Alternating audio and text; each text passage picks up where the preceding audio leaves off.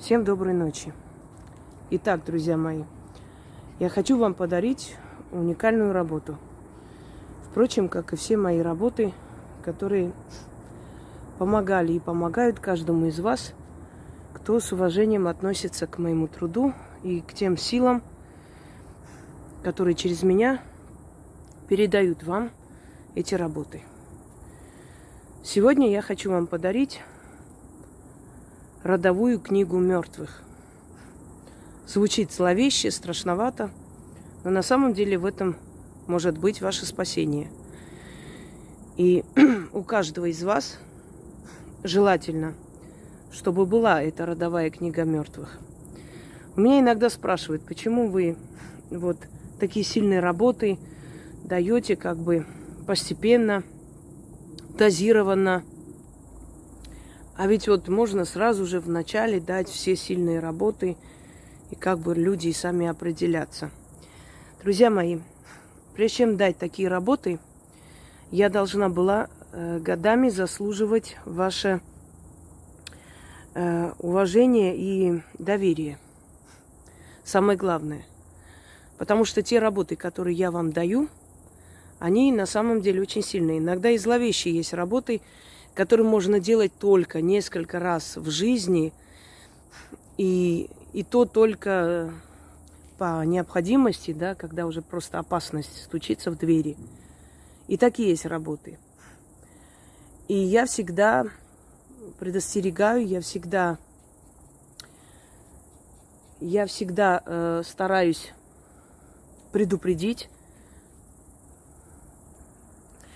потому что то, что я вам дарю, предположим, в другом месте, если вы что-либо схожее, похожее увидите, вам не следует это брать и делать. Но у меня, из моих работ, вы можете это делать смело. Почему? Потому что тот автор, который вам неизвестен, который называет себя, может быть, там, голос Гекаты, ночная сова, еще кто-либо, в каких-либо черных форумах, тот автор никак не оправдал ваше доверие, не заслужил, и этого автора вы не знаете в лицо. Поэтому брать его работу, связанную с кладбищем, и проводить весьма глупо. И за последствия никто отвечать не будет. Автор, которого вы знаете не один год, и который уже не раз показал свой профессионализм, я думаю, что этот автор заслуживает того, чтобы с доверием, со спокойствием вы брали и делали даже самые такие опасные ритуалы, которые вам кажутся опасными, а на самом деле они спасительные. Итак, род. Я вам дарила отречение от проклятого рода. Я вам дарила родовое дерево, древо и очень много работ, связанных с родом. Наш род – это соединение множеств веток одного дерева. И если род проклят, то мы тащим этот крест, этот груз на себе, а после передаем нашим детям. Если род благословлен, точно так же это благословение отдается нам, а мы передаем своим детям, добавляя свои хорошие деяния, чтобы наши дети в будущем этим пользовались. Друзья мои, люди, совершая злодеяния, не думают о том, что их потомки будут за это отвечать. Почему-то все надеются на авось. Авось пронесет. Ко мне приходит огромное количество людей, у которых именно проблема с родом. Хотя им кажется, что им кто-то что-то сделал, сглазил, чего-то там начитал. А оказывается, проблема именно кроется в роду. А все то, что потом прочитали, сказали, вся та зависть, ненависть, какие-то преследования, это все причинно-следственная связь. Если род порченный, то, естественно, у человека энергетика такая отрицательная. Этот человек просто притягивает на себя все отрицательные моменты в жизни, всех отрицательных людей. И понятное дело, что у этого человека тысячи причин думать, что на него кто-то начитал, кто-то навел, кто-то что-то сделал. Но если копаться то есть глубже, ты понимаешь, что вся проблема именно в родовой ветке. Именно в том преступлении, что совершили его предки. У меня был такой случай, когда в одном роду дети рождались очень непросто, то есть очень через большие усилия рождались эти дети. Этим женщинам, дочерям, снохам приходилось лежать много месяцев в клиниках на сохранении. И в последний момент они теряли ребенка, или ребенок рождался мертвый. То есть они рождали, у них бывали выкидыши 5, 6, 7 раз. Вот на 8-й раз, может быть, родился ребенок каким-то чудом просто. И то болезненный, и то недоношенный, еще что-нибудь. И вот когда они пришли ко мне, пришла сноха, их дочь и племянница, да, насколько я помню, 3 женщины. И вот они сказали, что у каждой из них было такое, и у теток было, и их матери их также рожали, у них у всех огромное количество выкидышей. И вот какой-нибудь из этих детей чудом просто рождался, и это они. И всю ночь они лечили то одну болезнь, то вторую болезнь, то позвоночник у них, то какие-то последствия лекарств, которые вливали в их матерей для того, чтобы они спаслись и родились и так далее. И в итоге, когда я посмотрела этих людей, оказалось, что у них прабабушка работала надзирательницей. И вот эта прабабушка особенно изгалялась над беременными женщинами в советское время. То есть беременным женщинам она устраивала ад. Их доводила, била, ударяла, значит, ногой по животу и все прочее. До того, пока у женщины не случался выкидыш. И та женщина, которая могла родить после таких истязаний и пыток каждодневных, у них рождались дети недоношенные, больные, чаще всего умирали, очень редко выживали, но их забирали потом в детские дома. Эти женщины даже не знали, где их дети. Но у этой бабушки, в то время, когда она работала надзирательницей, у этой бабушки уже были дети. То есть она была уже взрослая женщина, ей под 50 лет было. В конце концов, вот это ее садизм настолько надоел даже бывалым надзирателям, да, которые тоже не отличались добротой человеческой, но даже им настолько это надоело, что на нее написали донос, и по статье «Шпионаж в пользу Германии» или там других стран ее расстреляли. Казалось бы, она получила свое наказание, мягко получила, потому что это все-таки быстрая смерть, легкая, безболезненная. Что не скажешь о тех детях, которые по ее вине вот так вот мучительно умирали в утробе матери.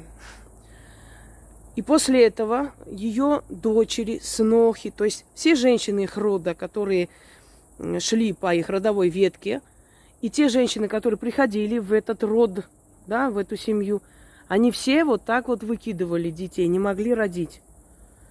Они платили за эту бабушку, понимаете? Вот о чем речь. Конечно, они сказали, ну, мы понимаем, да, мы сами в шоке, мы слышали эту историю, не поверили. Когда я им сказала, они вот тогда поверили, потому что я про них ничего не знала, естественно. Вы знаете, мое ясновидение говорить не нужно.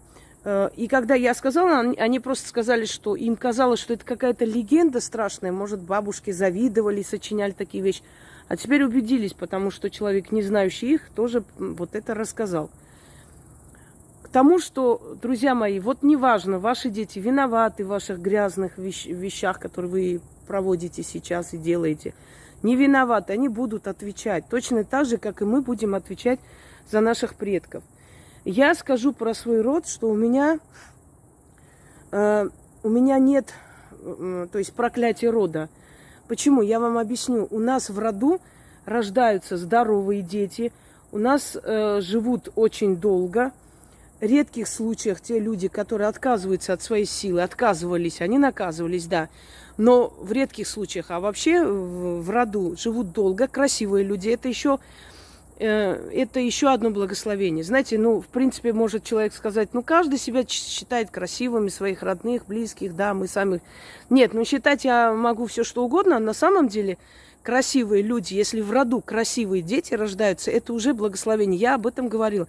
Телесная красота – это награда за что-то роду. Потом, знаете, вот в наше время есть люди вот такие добротные, красивые. Ну, например, смотришь, и ты говоришь этим людям, вы знаете, такое ощущение, что у вас вот такой купеческий род и род меценатов, что вы были богатые люди и очень многим помогли. Они говорят, да, у нас вот... И, естественно, коммунисты отобрали у людей все, и имущество, и все. Одна часть убежала в другие страны, и другая часть осталась здесь. Но суть в том, что у этих людей очень удачливые дети. Они все делают карьеру, они все... женятся, у них дети красивые, здоровые рождаются. В любом случае их меценатство, их добрые дела, они остаются. Понимаете, вот когда иногда люди говорят, а какой смысл? Вот смотрите, вот человек был, вот тварь тварью, делал все, что угодно, всякое беззаконие. Да, там продал родину, не знаю, все что угодно. На что угодно он пошел, он радостно живет. Он считает, что он умеет жить. А вот этот другой человек, предположим, пошел воевать за эту родину, да, погиб.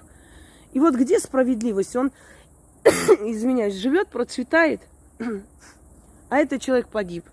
Хотя он был миллион раз лучше того, кто живой остался.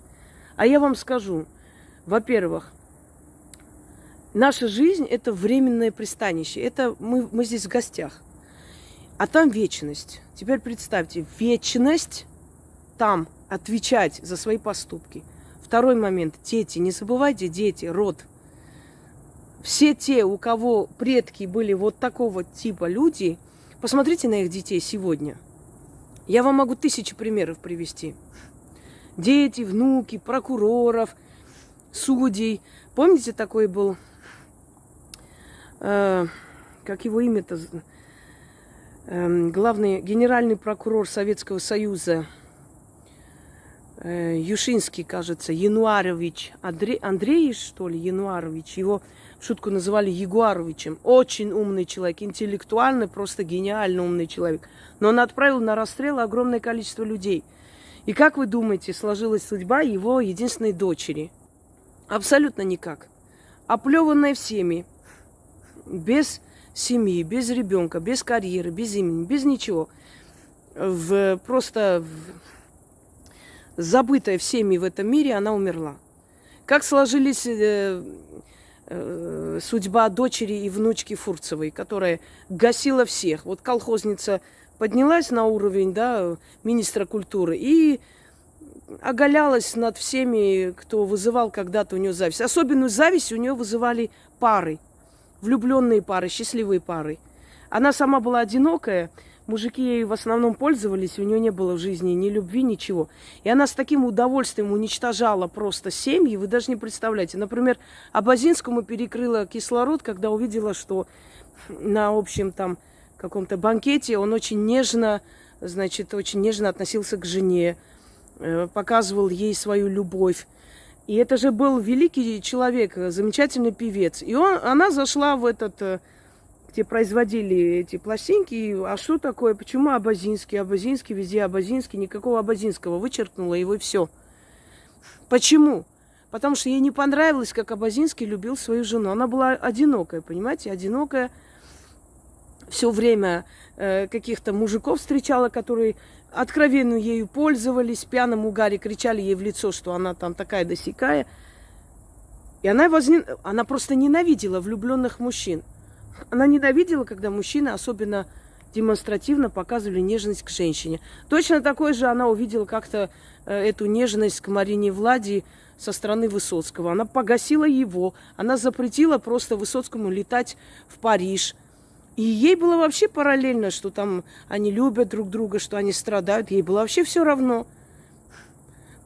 И как вы думаете, вот она прожила свою жизнь прекрасно, как ей казалось, со всеми расквиталась, всех уничтожила, унизила, кого хотела, пустила по миру и ушла. Дочь не нашла себе покоя в жизни, умерла от онкологии, умерла мучительно, мужья приходили, уходили, она попивала, внучка точно так же ушла.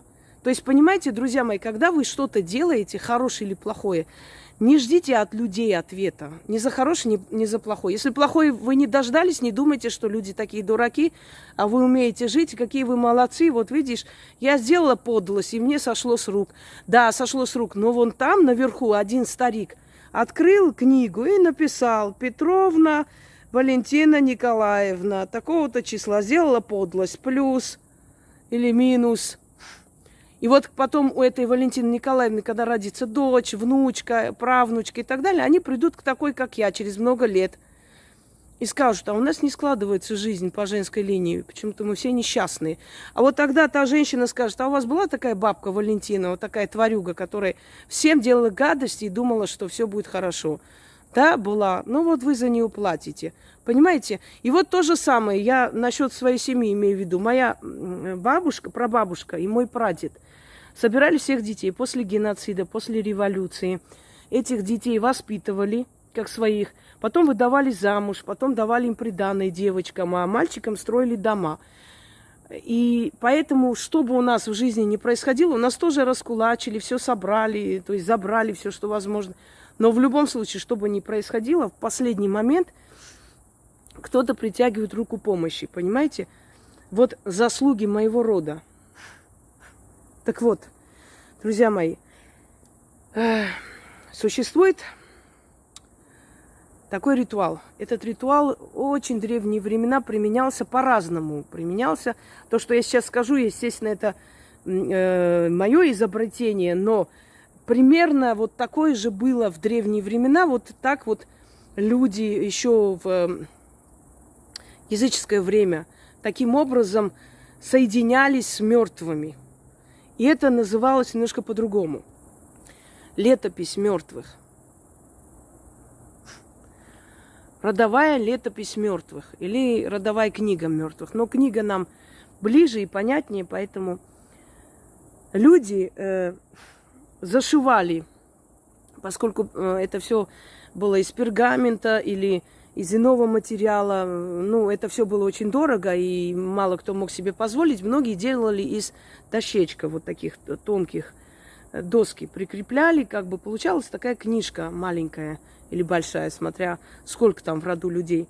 И зашивали или прикрепляли, или каким-то образом ухитрялись на лоскутах кожи, например, зашивали какую-нибудь вещь ушедшего родственника. Ну, может быть, там маленький такой лоскут из его одежды. И писали его имя.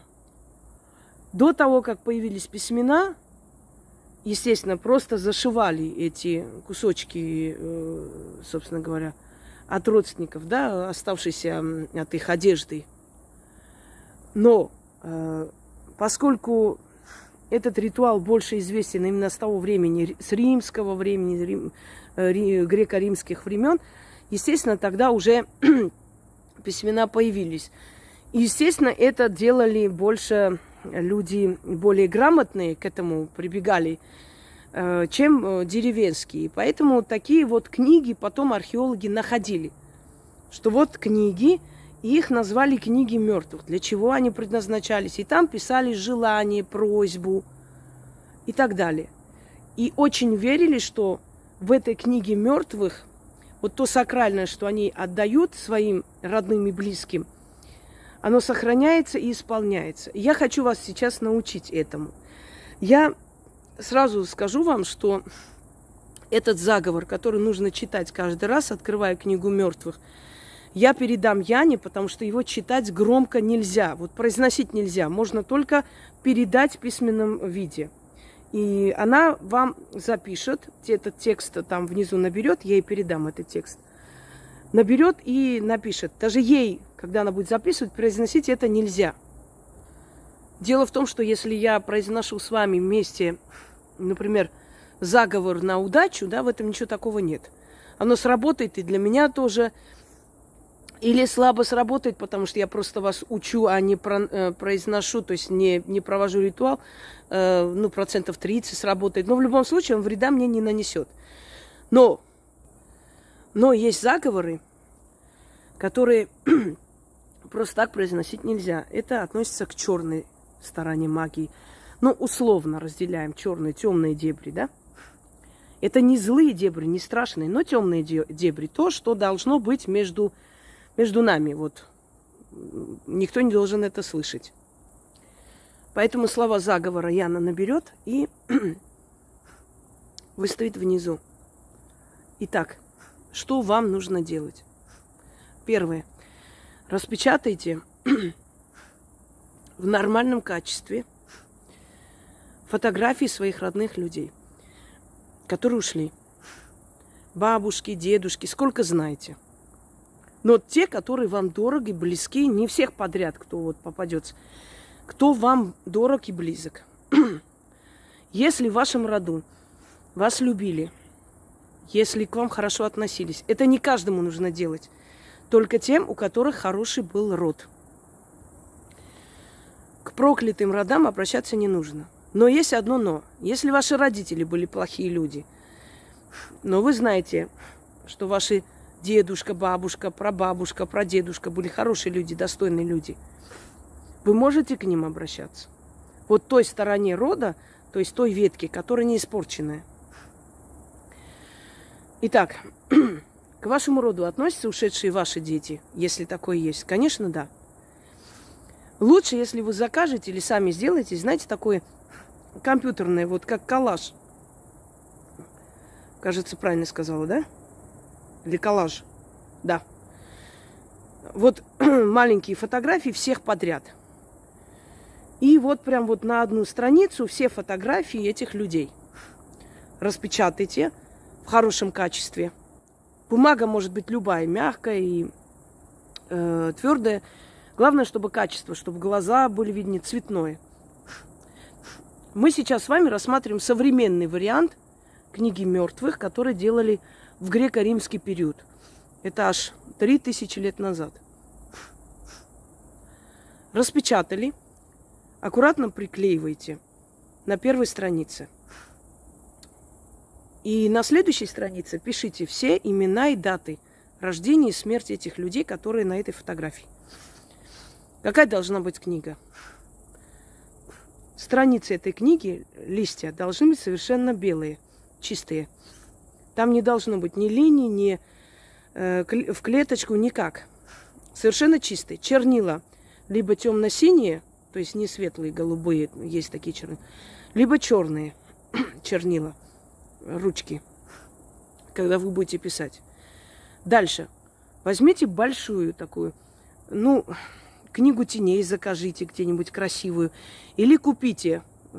Есть такая книга для всяких там заметок, но внутри все чисто. Ничего нет, не написано.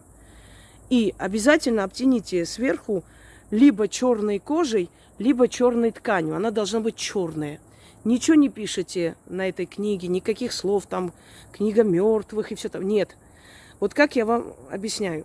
Либо таким образом делайте фотографии, либо вам придется фотографии клеить то есть все эти фотографии на каждой странице, и эти страницы, естественно, вы уже использовать не сможете. Теперь приклеили фотографию, на следующей странице написали дата рождения, смерти этих людей, их имена. Повернули страницу, пишите там вот то заклинание, которое я вам дам. Все. Каждый раз, когда в вашей жизни случается что-то плохое, или когда вам нужна помощь своего рода, это как письмо в иной мир. Это как письмо в мир мертвых, в мир родных мертвецов. Вы пишете, там такое-то число, у меня случилось вот это. Например, вот такая проблема. Описывайте, кого подозреваете в этой проблеме, что произошло. Коротко опишите ситуацию. И внизу пишите: прошу помочь. Там все имена тех людей, которые там у вас приклеены, и фотографии. Помогите мне в таком-то вопросе. И четко пишите, чем они должны вам помочь. После того, как вы это написали, произносите это заклинание 6 раз, закрывайте книгу и прячете. Эта книга должна быть только у вас. Никто не должен видеть, даже близкие люди. Если кто-нибудь случайно откроет, ничего не объясняем. Прячете эту книгу подальше, до того момента, пока это все не сбудется. А это все произойдет за очень короткое время. Когда все произойдет, зажигайте столько свечей в доме, сколько там имен. Обычные восковые свечи, маленькие. Ставите 1 стакан водки, сверху черный хлеб и сладости. Любые сладости. Открывайте эти конфеты и просто ставите на алтарь. Оставляйте на ночь, утром все выносите под дерево с определенными словами. Благодарите. Благодарю души, ушедшие моего рода, за помощь мне. Постарайтесь не пользоваться по пустякам их помощью, а только тогда, когда эта необходимость просто вот очень большая. Значит, книга, большая, как книга теней или тетрадь, похожая на книгу, да, такой твердый переплет. Сейчас не проблема это найти, заказать, самим делать. Черная должна быть, прям черная кожа или черный материал. С одной стороны, приклейте фотографии всех, кто вам близок и ушел. Рядом пишите весь список имен, дата рождения и дата смерти. Следующее заклинание, которое я вам дам. И дальше будете вот так писать. Когда эта книга закончится, можете завести новую книгу и просто скопировать одно и то же. Оттуда ничего вырывать не нужно. Эту книгу оставляйте. Начинайте заводить другую книгу. И когда у вас каждый раз они будут помогать, вот помогли, открывайте книгу, внизу пишите «сбылось» или «услышали», или «помогли». Потом, через некоторое время, вы просто удивитесь, придете в такой вот ступор, когда вы откроете и посмотрите, что у вас сколько не было просьб в мир мертвых к своим близким, родным, они все это услышали и помогли. Разрешили любой вопрос в вашей жизни. Только здесь самый главный ключ – это заклятие, которое я вам дам. То есть это то, что откроет портал и приведет их для того, чтобы они вам помогли. А когда вы откупитесь, портал закроется. Пока вы подготовьте эти книги, а я на ближайшее время все это распечатает и поставит внизу. И я надеюсь, что такие просто дары, которые нигде не найдете, они вам помогут менять свою жизнь. Я ничего вам, то есть у вас взамен никогда не требовала и не требую, кроме уважения и благодарности. Не ко мне даже, а к этим силам, которые вам помогают через меня. Вот это не забывайте, друзья мои. Элементарная человеческая благодарность за то, что вам в такие тяжелые времена дали эту помощь. У меня такое ощущение, что вот этот переходный момент, знаете, такое горе тем, кто родился в эпоху перемен. Вот в такой тяжелый момент для человечества в этот мир были посланы древние души с большим опытом и знанием, которые просто помогают вам жить, выжить. И это касается не только ведьм, это может касаться кого угодно. Хороших известных психологов, философов, замечательных педагогов или сильных политиков, которые возглавляют, например, страну и спасают этот корабль от кораблекрушения. Да? Это сильные духи.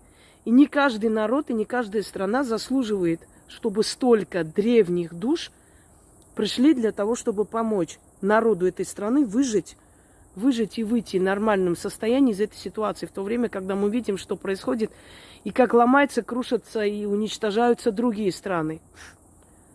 Я задумываюсь над этим в последнее время очень часто. Я думаю, что вы тоже. Ну, значит, заслужили это право. Значит, заслужили. Всем удачи, всех благ. Ждите, на днях это заклинание будет. А вы пока подготовьте то, что я, собственно говоря, вам объяснила и сказала.